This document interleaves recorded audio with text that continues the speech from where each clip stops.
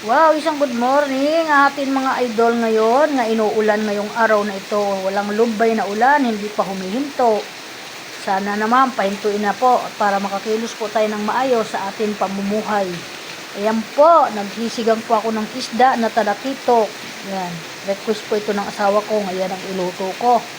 Yan, hahaluan ko po siya ng talbos ng kamote at may kangkong pa siyang kahalo. Yun po yung aking ihahalo ngayon sa sinigang. Ayan, ang kamatis, sibuyas, luya. Ang ihahalo ko. At gagamitan ko pa po siya mamaya ng pang-asim na isda po yung isda yung kanyang pang-asim sampalok. Yun po yung aking ilalagay para mainit na sabaw ang higupin natin ngayong tanghalian. At tamang-tama ito sa umuulan na panahon. Kailangan mainit. Ayan lang po, medyo nahinto kanina yung aking unang kasi bumaba na naman yung aking asawa, inistorbo na naman ako. Kaya hirap talaga ng aking ginagawa. Ayan.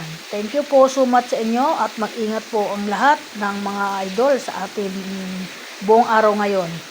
Ayan lang po mga idol. For today's video, welcome to my live sa aking umagang kay ganda. Thank you so much sa inyo mga idol.